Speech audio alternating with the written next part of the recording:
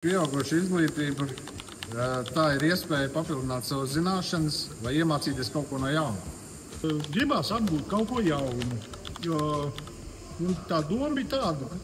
Es kā kokteilnieks, kad strādāju, man ir arī detaļas no metāla. Tad iznāk tā, ka uzmetim to, ko nevajag. Tā kā nevajag, pareizāk sakot. Un tad man bija tā doma, ka ir iespēja izmācīties un kāpēc ne?